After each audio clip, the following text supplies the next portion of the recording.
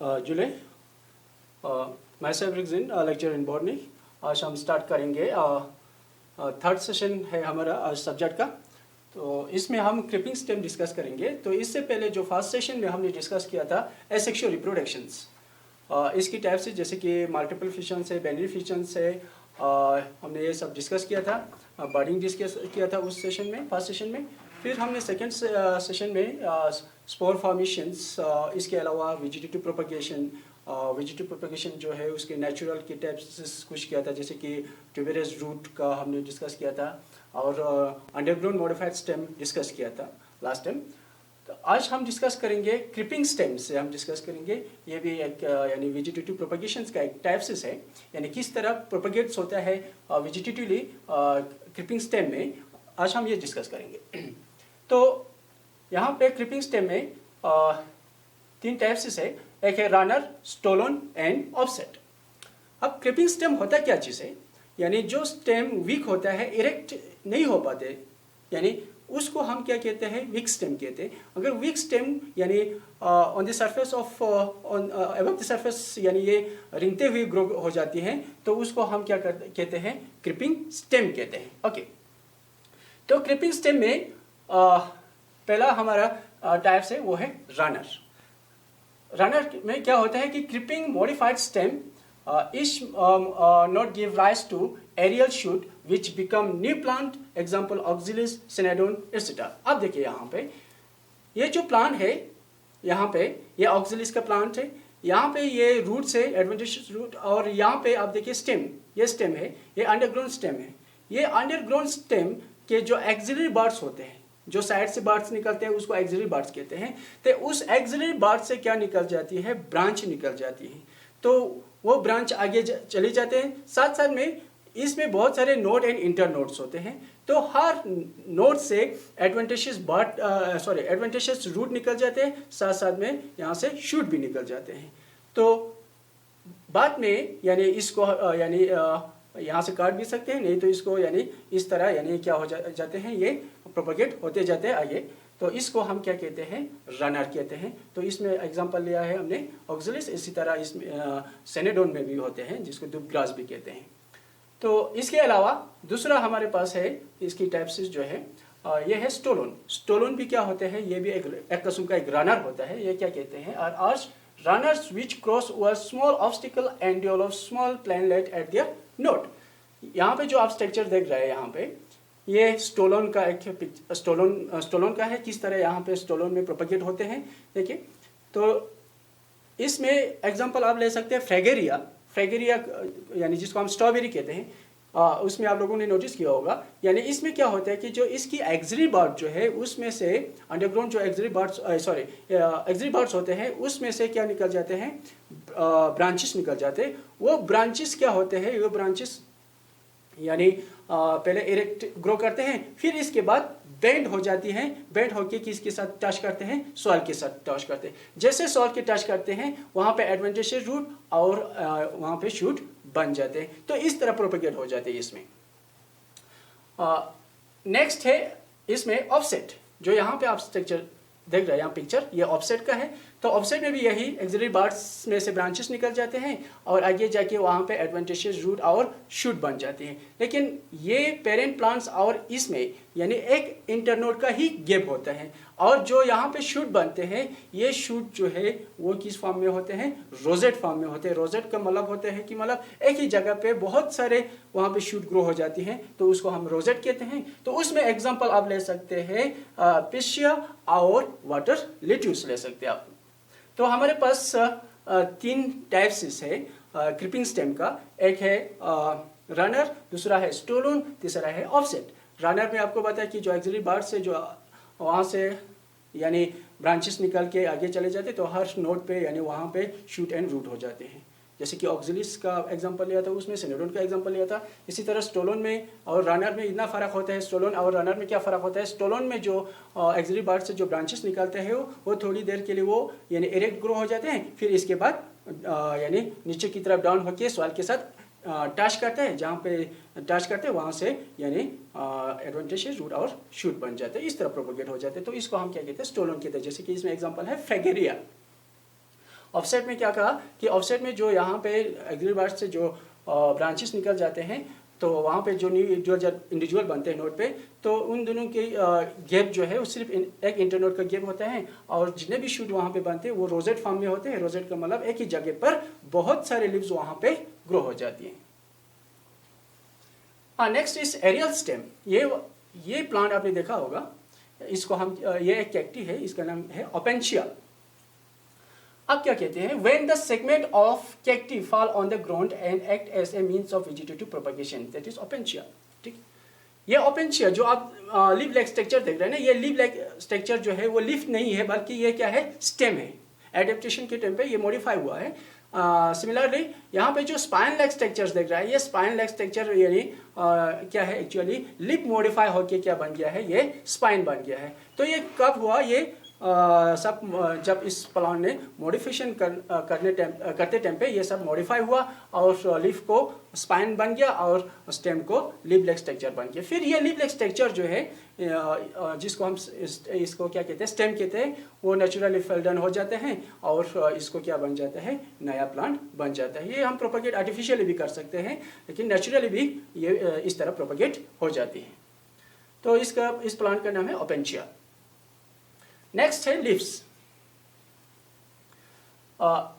Some plants develop adventitious buds on their leaves which get detached and develops new plant. Example Bryophyllum। अब जो यहाँ पे leaves देख रहे हैं ना, ये लीव्स किसके हैं, ब्रायोफिलम के हैं। तो ब्रायोफिलम के लीव्स के मार्जिन पे बहुत सारे नोचेस है, नोच के अंदर क्या होते हैं, बर्ड्स होते हैं, बर्ड्स के नीचे एडवेंटिशियस रूट भी होते हैं। तो ये पार्ट्स क्या हो जाते हैं, यहाँ से डिटेच हो जाते हैं, फिर नीचे जाके जब सॉइल में फेवरेबल कंडीशन मिलते हैं तो ये इस बार को एक फिर से नया इंडिविजुअल बन जाते हैं।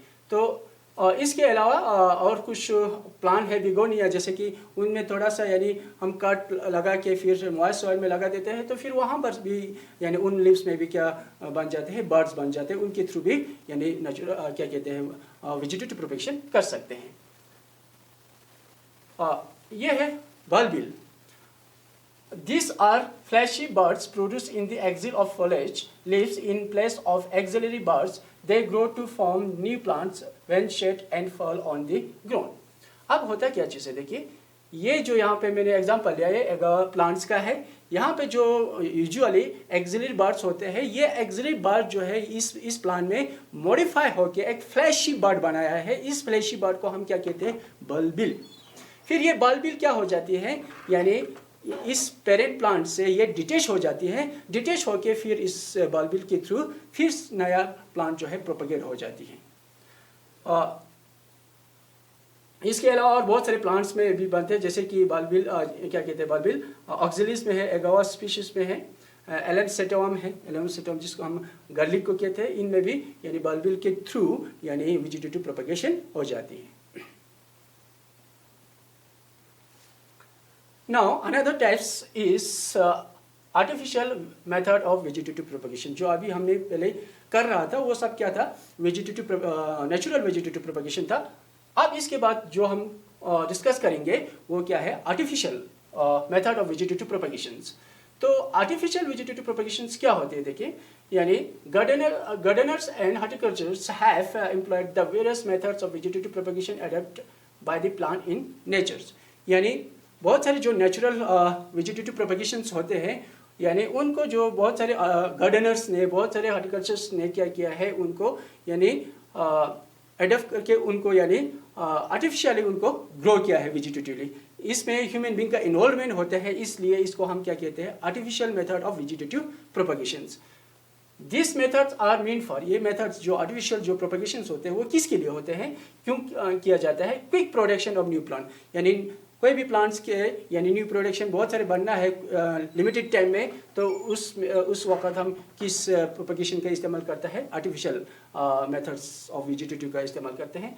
या combining of good qualities of two different varieties, यानी दो वेराइटीज़ की कैरेक्टर को कंबाइन करके एक प्लांट में लाना है, तो उस टाइम पे किस मेथड का इस्तेमाल करते हैं, इसी मेथड का आर्टिफिशियल वेजिटेटिव प्रोपेगेशन मेथड का इस्तेमाल करता है। ठीक, तो यानी वेजिटेटिव प्रोपेगेशन जो आर्टिफिशियल में ह्यूमन बीइंग का इन्वॉल्वमेंट होता है, मैन मेड वेजिटेटिव प्रोपगेशन से, इसलिए इसको हम आर्टिफिशियल वेजिटेटिव प्रोपगेशन कहते हैं। तो इसमें एक टाइप्स है जिसको हम क्या कहते हैं, कटिंग।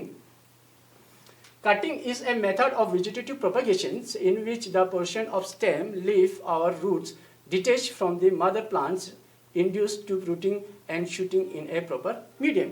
इसमें क्या करते हैं कि मदर प्लांट्स, कोई भी प्लांट्स के रूट या लीव्स या स्टेम को काटते हैं, फिर इसमें यानी आर्टिफिशियली रूट इंड्यूस करवाते हैं। तो इसलिए इसको हम क्या कहते हैं, कटिंग कहते हैं। यानी किसी प्लांट के स्टेम को काट के, किसी प्लांट के रूट को काट के या किसी प्लांट के लीव्स को काट के फिर इसको प्रोपगेट किया जाता है आर्टिफिशियल उसमें रूट्स को इंड्यूस करके। तो इसको हम क्या कहते हैं, कटिंग कहते हैं इस चीज़ को। तो कटिंग में क्या होता है कि कुछ में किसी में रूट कटिंग किस में होते हैं, जैसे कि root cutting are used to propagate citron and turmeric. यानी सैट्रॉन एक सैटर स्पीशीज है और टर्मेरिन जिसको हम इमली कहते हैं। तो इनमें रूट कटिंग करके इसको प्रोपगेट कर सकते हैं। नेक्स्ट लीफ कटिंग, यानी leaf cutting are used to propagate begonia bryophyllum, यानी ब्रायोफिलम के प्लांट्स में से या बिगोनी के प्लांट्स के यानी लीफ काट के यानी इनके लीफ के थ्रू यानी वेजिटेटिव प्रोपगेशन कर सकते हैं। नेक्स्ट यानी स्टेम कटिंग में sometimes the stem cutting are treated with rooting hormones IBA for the development of roots. यानी IBA का मतलब होता है इंडोल ब्यूटेरिक एसिड। यानी इसमें क्या होते हैं कि यानी किसी प्लांट की स्टेम या ब्रांच को काटना हो, यानी उसको काट के फिर यानी प्रोपगेशन के लिए इस्तेमाल करते हैं। लेकिन कभी किसी स्टेम में यानी रूट को इंड्यूस होने के लिए टाइम लगता है, उस टाइम पे हम एक हार्मोन्स का इस्तेमाल कर सकते हैं, वो है IBA यानी इंडोल ब्यूटेरिक एसिड। यानी इंडोल ब्यूटेरिक एसिड एक हार्मोन्स है जिसके थ्रू यानी उनमें उन जो हमने स्टेम लिया या ब्रांचेस लिया काट करके, तो उनमें आर्टिफिशियली हम रूट को इंड्यूस जल्दी से कर सकते हैं। तो इसमें एग्जांपल है जिसमें यानी क्या कहते हैं स्टेम कटिंग किया जाता है, वो ग्रेप्स है, शुगर केन है, रोज है, बोगेनविलिया है, दतुरा है। तो इनमें स्टेम कटिंग करके वेजिटेटिव प्रोपगेशन किया जाता है। नेक्स्ट लेयरिंग है। लेयरिंग में क्या करते हैं कि आर्टिफिशियल रूट इंड्यूस करके यानी प्रोपगेट किया जाता है। तो इसलिए इसको हम क्या कहते हैं, लेयरिंग कहते हैं। लेयरिंग की दो टाइप्स है, एक है माउंट लेयरिंग और दूसरा एयर लेयरिंग है। माउंट लेयरिंग पहले हम डिस्कस करेंगे। माउंट लेयरिंग क्या होती है, common methods of propagating herbaceous plant. यानी ये माउंट लेयरिंग जो है वो किस प्लांट में होते हैं, हर्बिशियस में होते हैं, हर्ब्स में होते हैं। ये हर्ब्स में किया जाता है, ये आर्टिफिशियल हर्ब्स में किया जाता है।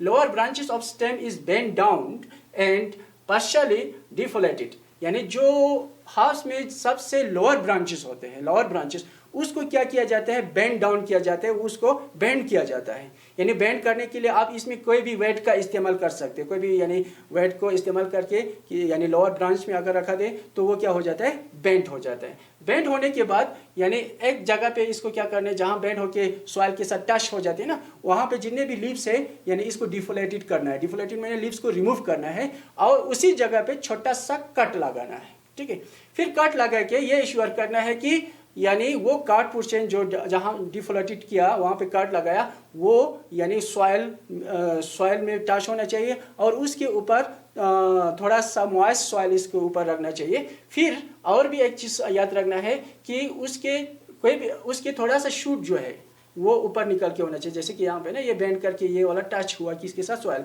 फिर यह छोटा सा उसका पार्ट जो है शूट का वो सॉइल से ऊपर निकला हुआ है। ठीक, इस तरह होना चाहिए। फिर कुछ दिन के बाद जहाँ पे काट लगाया वहाँ पे एडवेंटिशियस रूट ग्रो हो जाते हैं।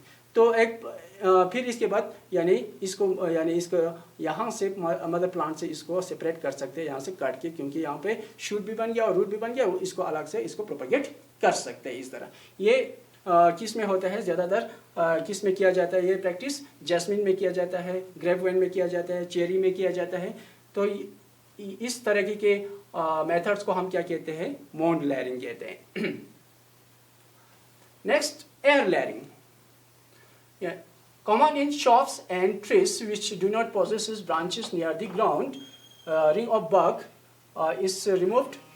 The girdle portion is covered with the moist grafting clay. अब इसमें क्या हो जाता है, जो हम इससे पहले हमने किसकी डिस्कस किया, मोन लेयरिंग। मोन लेयरिंग में क्या होता था, यानी लोअर ब्रांच को बेंड करके यानी सॉइल के साथ टच करता था। लेकिन ऐसा कुछ प्लांट, खासकर जो ट्रीज होते हैं, शब्स होते हैं, उनकी लोअर ब्रांच जो है बेंड करके सॉइल तक नहीं पहुंच सकते हैं। तो उन केसेस में हम क्या करते हैं, एयर लेयरिंग करते हैं। तो एयर लेयरिंग में क्या किया जाता है, किस तरह किया जाता है, जैसे कि यहाँ पे ये वाला पोर्शन, तो ये एक या दो, कोई भी आपकी मर्जी है, जितने भी ब्रांच को चूज करने हैं आपने। फिर यहाँ पे क्या करना है, वहाँ पे जो बर्क होता है ना, छिलके को यहाँ से यहाँ तक इसको क्या करना है, उतरना है पूरा। इसको क्या कहते हैं, या एक गडल जैसा बन जाता है यहाँ पे। फिर इसके बाद छिलकों को उतरने के बाद फिर इसके बाद क्या करना है, हमने क्ले लाना है, मिट्टी। फिर इसके बाद हमने क्या लाना है, मिट्टी के साथ यानी काऊ डंग और कॉटन और वाटर थोड़ा मिक्स करके फिर जहाँ पे हमने बर्फ को, छिलके को उतारा था, वहाँ पे लगाना होता है। फिर उसके ऊपर पॉलीथीन के साथ टाइट करना है। तो ये ऐसा एक स्ट्रक्चर बन जाता है जिसको हम क्या कहते हैं, गुट्टी कहते हैं। इसको हम क्या कहते हैं, गुट्टी। फिर इसके बाद तकरीबन 1 या 2 महीने के बाद जहाँ पे हमने छिलके को उतारा था, काट किया था, एक गडल बना था, तो वहाँ पे एडवेंटिशियस रूट ग्रो हो जाती है। ठीक, फिर रूट, जैसे एडवेंटिशियस रूट ग्रो हो जाती हैं, तो इस प्लांट को यहाँ से मदर प्लांट से काट किया जाता है, फिर नया इंडिविजुअल बन जाती है। ठीक है, तो इस तरह प्रोपेगेट करने को हम क्या कहते हैं, एयर लेयरिंग कहते हैं। Next one is that is a grafting. ये आपने सुना भी होगा, ये कॉमन एक मेथड्स होते हैं वेजिटेटिव प्रोपेगेशन के लिए। ये जब साइंस ऑफ हॉर्टिकल्चर एस्टेब्लिश होने से पहले यानी इस ग्राफ्टिंग की मेथड्स को यानी क्या करते थे वो, यानी ह्यूमन बीइंग प्रैक्टिस करते थे। तो इसमें क्या करते हैं, parts of 2 plants are joined in such a way that they grow as 1 plants. यानी यहाँ पे क्या किया जाता है, ग्राफ्टिंग में 2 प्लांट्स के पार्ट्स को ज्वाइन करके एक करके ग्रो किया जाता है, उसको हम क्या कहते हैं, ग्राफ्टिंग कहते हैं, यानी जिसको हम पेवन भी कहते हैं, पेवन लगाना।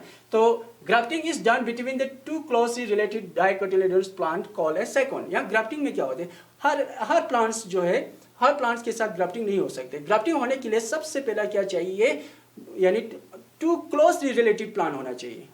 ठीक है, यानी अगर एप्रिकॉट में आप ग्राफ्टिंग कर रहे हैं तो वो दूसरा प्लांट जो इस्तेमाल कर रहा है ग्राफ्टिंग के लिए, वो भी एप्रिकॉट का होना चाहिए, बिल्कुल यानी क्लोजली रिलेटेड प्लांट होना चाहिए। यानी यहाँ पे 2 प्लांट्स की 2 पार्ट यानी इस्तेमाल करता है।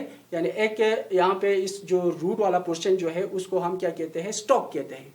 यानी स्टॉक वाला पोर्शन जो है वो ज़्यादातर क्या होते हैं, वाइल्ड रिलेटिव्स होते हैं। यानी वाइल्ड रिलेटिव्स का मतलब होता है, रिलेटिव्स का यानी इसमें क्या कैरेक्टर होता है, यानी इसमें जैसे कि डिजीज फ्री है, वायरस फ्री होते हैं, इसमें डिजीज रेजिस्टेंट मतलब डिजीज रेजिस्टेंस इसमें होते हैं, और मिनरल और वाटर ऑब्जर्वेशन की एफिशिएंसी यानी इसमें ज़्यादा होते हैं। फिर दूसरा पार्ट जो दूसरे प्लांट से लाया है, दूसरा जो ट्विग्स हमने लाते हैं, यानी उसमें क्या होता है, शूट की क्वालिटी ज़्यादा होती है, शूट की क्वालिटी अच्छी होती है। जैसे कि फ्रूट की क्वांटिटीज़ उसमें ज़्यादा ग्रो करना, या फ्रूट की क्या कहते हैं, मतलब क्वालिटी अच्छी होना। तो इन अलग अलग इस दोनों में क्या है, कैरेक्टर है। दोनों अलग कैरेक्टर को यानी क्या करना है, हमने इसमें कंबाइन करके एक प्लान करके उसको ग्रो करना होता है। तो उसको हम क्या कहते हैं, ग्राफ्टिंग कहते हैं। तो इस वाला पोर्शन जो हमने दूसरे प्लांट से लाया है उसको हम क्या कहते हैं, सेकंड कहते हैं। जो ऑलरेडी वहाँ पे था रूट सिस्टम को यानी उस रूट के साथ, उसको हम क्या कहते हैं, स्टॉक कहते हैं। तो यहाँ और एक चीज़ याद रखना है कि यहाँ जो हमने सेकंड लाया, सेकंड दूसरे प्लांट से हमने लाया, वो सेकंड जो शूट वाला पोर्शन, यहाँ पे जितने भी यानी इसमें क्या होना चाहिए, बर्ड जो है अटैच होना चाहिए, बर्ड्स होना चाहिए, क्योंकि आगे जो फर्दर ग्रोथ होगा वो कहाँ से होगा, बर्ड से होगा। तो यहाँ पे बर्ड्स होना ज़रूरी है। और जो रूट में ये ध्यान रखना है, रूट वाला पोर्शन में जिसको हम स्टॉक कहते हैं, तो स्टॉक में जितने भी बर्ड्स है उसको हम क्या करना है, रिमूव करना होता है। ठीक है, फिर इसके बाद यानी इन दोनों को ज्वाइन करना है। इस तरह ज्वाइन करने, यहाँ पे आप देख रहे हो, यहाँ पे इस तरह ज्वाइन करना है। तो ज्वाइन करने के बाद इसको अच्छी तरह यानी बांधना होता है, टाइट करना होता है, ताकि वाटर यानी एवापोरेशन ना हो। तो इस तरह यानी क्या करते हैं, 2 वैरायटीज को यानी कंबाइन करके एक प्लांट्स के अंदर लाते हैं, दो कैरेक्टर को, उसको हम क्या कहते हैं, ग्राफ्टिंग कहते हैं। तो कुछ ग्राफ्टिंग में यहाँ पे देख रहे हैं, ये वाला पोर्शन जो है स्टॉक, एग स्टॉक के अंदर, एग स्टॉक पोर्शन में यानी 2 सेकंड को हम इसमें इंसर्ट कर सकते हैं। तो इस तरह की ग्राफ्टिंग को हम क्या करते हैं, क्रोन ग्राफ्टिंग कहते हैं। इसके अलावा हमारे पास क्या कहते हैं, बड ग्राफ्टिंग है। बड ग्राफ्टिंग, बड ग्राफ्टिंग में यहाँ पे आप देख रहे हैं कि यहाँ पे क्या करते हैं कि बर्ड्स को बर्ड के साथ बर्ड्स को लेके यहाँ पे इंसिशन बनाया हुआ है ना, इस इंसिशन में इसको क्या करते हैं, इसको इसके साथ जोड़ देते हैं।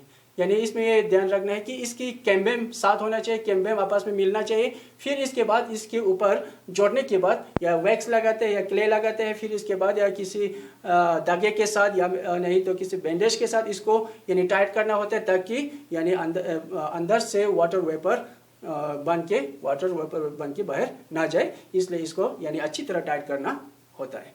तो ये इसको हम क्या कहते हैं, बड ग्राफ्टिंग कहते हैं। तो ग्राफ्टिंग में यानी 2 डिफरेंट कैरेक्टर्स को, 2 प्लांट्स के डिफरेंट कैरेक्टर्स को मिला के एक ही प्लांट के अंदर ग्रो किया जाता है। तो जैसे कि एप्पल्स है, एप्रिकॉट है, इन सब में किया जाता है ये सब। नेक्स्ट आपका है टिश्यू कल्चर। टिश्यू कल्चर में इसमें ज़्यादा डिटेल में नहीं जाऊँगा टिश्यू कल्चर, क्योंकि टिश्यू कल्चर का अलग से टॉपिक है, अलग से इसमें आपका सब टॉपिक है। तो टिश्यू कल्चर का मैं थोड़ा सा बता दूं कि टिश्यू कल्चर को यानी माइक्रो प्रोपगेशन भी कहते हैं। ये टिश्यू कल्चर भी क्या है, एक्चुअली वेजिटेटिव प्रोपगेशन से। तो टिश्यू कल्चर में क्या किया जाता है, देखिए टिश्यू कल्चर में कोई भी सेल या ऑर्गन या टिश्यू को लेके यानी लेबोरेटरी में इसको कल्चर किया जाता है, यानी इन विट्रो यानी लेबोरेटरी के अंदर इसको, या इन वेवो नहीं, इन विट्रो इसको यानी ग्रो किया जाता है, लेबोरेटरी के अंदर ग्रो किया जाता है। तो इसको हम क्या कहते हैं, टिश्यू कल्चर कहते हैं। जैसे कि कोई ऑर्गन, ये प्लांट्स है, ये प्लांट्स की लीव्स है, प्लांट्स की लीव से कोई सेल लाया यहाँ पे, इसको किस में डाला, एक मीडियम में ये सेल डिवाइड होगा, अनडिफरेंशिएटेड मास ऑफ सेल बन जाएगा। यानी इस अनडिफरेंशिएटेड मास ऑफ सेल को हम क्या कहते हैं, केलोस कहते हैं। फिर ये केलोस को फिर वहाँ पे फिर से न्यूट्रिएंट यानी ऐड करने के बाद यहाँ शूट और रूट यहाँ डिफरेंशिएट हो जाते हैं। फिर लेबोरेटरी के अंदर, पेट्री डिश के अंदर या टेस्ट ट्यूब के अंदर एक प्लांट बन जाती है। फिर इसके बाद आहिस्ते आहिस्ते इसको कहाँ पे लेके जाते हैं, यानी फील्ड में लेके जाते हैं, फिर फील्ड में ग्रो किया जाता है। तो ये इस तरह यानी लेबोरेटरी के अंदर क्या किया जाता है, एक प्लांट को ग्रो किया जाता है फ्रॉम सिंगल सेल से या कोई छोटी सी ऑर्गन से या छोटी सी टिश्यू से एक प्लांट्स को ग्रो किया जाता है। तो इसको हम क्या कहते हैं, टिश्यू कल्चर कहते हैं। तो टिश्यू कल्चर का मेन मकसद क्या होता है यहाँ पे, यानी टिश्यू कल्चर से जितने भी प्लांट्स बनते हैं वो क्या होता है, यानी डिजीज फ्री प्लांट बन जाते हैं, वायरस फ्री प्लांट्स बन जाते हैं, और हैप्लॉइड क्या डायप्लॉइड यानी हैप्लॉइड क्या बन जाते हैं, होमोज़ाइगोस डिप्लॉइड प्लांट बन जाती है। तो ये कुछ कैरेक्टर्स है किसकी, टिश्यू कल्चर्स की। यानी टिश्यू कल्चर भी एक वेजिटेटिव प्रोपगेशंस होती है। इसके बाद importance of vegetative propagations. Vegetative propagation का क्या इम्पोर्टेंस है? Vegetative propagation is the only method of reproduction in those plants which have lost their capacity to produce seed, that is banana, seedless grapes, orange, etc. यानी vegetative propagation का main important है, यानी कोई भी ऐसा plant जिसके seed जो है वो ऐसा यानी वो ग्रो होने की कैपेसिटी उसने लॉस्ट किया हो, तो उनमें ये वेजिटेटिव प्रोपगेशन के थ्रू वो प्लांट्स ग्रो कर सकते हैं। ऐसे बहुत सारे ऐसे प्लांट्स होते हैं जिन सीड तो बनता है लेकिन ग्रो नहीं हो जाते, यानी उन प्लांट में हम वेजिटेटिव प्रोपगेशन के थ्रू उसको रिप्रोड्यूस कर सकते हैं। Next, plant which have poor quantity of viable seed are mostly propagate vegetative, यानी ऐसा प्लांट जिसमें सीड है लेकिन वायबल सीड बिल्कुल कम है, वायबल सीड नहीं है, कम है, तो उन केसेस में वेजिटेटिव प्रोपगेशन के थ्रू यानी ये हम प्रोपगेट कर सकते हैं। Plant which have poor seed viability and prolonged seed dormancy reproduce mostly by vegetative methods are repeat easier and less expensive, यानी प्लांट्स में जो सीड है लेकिन वेबल बिल्कुल इसमें वेबल सीड या कम है या नहीं है, या इसमें क्या कहते हैं, या कोई सीड ऐसा जो बिल्कुल डॉर्मेंट रहता है, डॉर्मेंट का मतलब इनएक्टिव, बहुत सारे सीड ऐसे होते हैं वो इनएक्टिव रहते हैं, डॉर्मेंट रहते हैं, तो उस सूरत में क्या करते हैं कि उन प्लांट्स में वेजिटेटिव प्रोपगेशन के थ्रू उसको रिप्रोड्यूस करते हैं। The greatest advantage of vegetative propagation is that a plant biotype retained and multiplied definitely without any change of variation. यानी जो मोस्ट इम्पोर्टेंट इसमें एक कैरेक्टर है वेजिटेटिव प्रोपगेशंस में, वो क्या है कि वेजिटेटिव प्रोपगेशन एक्चुअली एक किस्म का एसेक्सुअल रिप्रोडक्शन का टाइप्स है। तो जो ऑफ स्प्रिंग में कैरेक्टर होते हैं वो आइडेंटिकल होते हैं, किसके साथ? पेरेंट के साथ। तो पेरेंट्स में जो कैरेक्टर है वो किस में रहते हैं? ऑफ स्प्रिंग में भी रहते हैं। तो इसको हम क्या कहते हैं? बायोटाइप्स कहते हैं, यानी अपना कैरेक्टर जो है वो मेंटेन करके रखते हैं। तो वेजिटेटिव प्रोपगेशन में ऐसा होता है कि ये कैरेक्टर जो है वो इसमें वेरिएशन नहीं आते हैं, चेंज नहीं होते हैं। तो ये कुछ क्या है इम्पोर्टेंस है वेजिटेटिव प्रोपगेशन का। फिर से मैं एक बार रिपीट करता हूँ इसको। वेजिटेटिव प्रोपगेशंस में क्या कहते हैं कि ऐसा एक मेथड्स है plant which have lost their capacity to produce seed, ऐसा प्लांट जो इसने सीड बढ़ने की कैपेसिटी उसने छोड़ दी हो, यानी उसमें कोई कैपेसिटी नहीं है सीड बढ़ने का, उन प्लांट में ये वेजिटेटिव प्रोपगेशन इसके लिए बेनिफिट्स होते हैं। तो प्लांट्स जो सीड तो बनते हैं लेकिन वेबल सीड नहीं है या वेबल सीड कम होते हैं। वेबल सीड का मतलब जो सीड ग्रो करने की कैपेसिटी होता है उसको वेबल सीड कहते हैं। तो वो वेबल सीड अगर है या कम है तो कम है या नहीं है, तो उन केसेस में क्या हो जाते हैं कि ये प्लांट वेजिटेटिव प्रोपगेशन इसके लिए बेनिफिट्स होते हैं। Next, plant which have poor seed viability और प्रोलॉन्ग सीड डॉर्मेंसी, जो प्लांट जिसकी सीड जो है लंबी देर तक डॉर्मेंसी रहते हैं, इनएक्टिव रहते हैं, तो उन केसेस में वेजिटेटिव प्रोपगेशन एक किस्म का क्या रह जाती है, इसके लिए बहुत से बेनिफिट्स रह जाती हैं। The greatest advantage of vegetative propagation is that the plant biotypes retain and multiply indefinitely without any change of variation। यानी जो मेन इम्पोर्टेंट है वो है वेजिटेटिव प्रोपगेशन का वो बायोटाइप। बायोटाइप मीन कैरेक्टर जो है वो चेंज नहीं होते पेरेंट्स टू ऑफस्प्रिंग, वो बिल्कुल रिटेन रहते हैं। जो कैरेक्टर पेरेंट में था वो ऑफस्प्रिंग में रहते हैं। और वेजिटेटिव प्रोपगेशन जो है वो इनडेफिनिटली जल्दी से मल्टीप्लिकेशंस हो जाती हैं। ये एक इम्पोर्टेंस होते हैं वेजिटेटिव प्रोपगेशंस का। तो ये वेजिटेटिव प्रोपगेशंस के इम्पोर्टेंस है। इसके पहले हमने इसकी बहुत सारे टाइप्स पढ़ा। ऐसे क्या कहते हैं वेजिटेटिव प्रोपगेशंस में हमने नेचुरल मेथड्स भी पढ़ा और आर्टिफिशियल मेथड्स भी पढ़ा। ठीक, तो नेचुरल में हमने पढ़ा कि किस तरह नेचर में नेचुरली प्लांट्स में किस तरह वेजिटेटिव प्रोपगेशंस हो जाती हैं, और आर्टिफिशियल में यानी किस तरह ह्यूमन बीइंग इसमें यानी प्लांट्स में प्रोपगेट किया जाता है आर्टिफिशियली, यानी इसलिए किया जाता है ज़्यादातर आर्टिफिशियली प्रोपगेशन ताकि वो कमर्शियली यानी प्रोडक्शन करने के लिए, यानी इसलिए बहुत सारे इनका आर्टिफिशियल वेजिटेटिव प्रोपगेशन का इस्तेमाल किया जाता है। ठीक, तो ये पूरा यानी लेक्चर जो वेजिटेटिव प्रोपगेशंस आज यहाँ तक है। बाकी थैंक यू, शुक्रिया।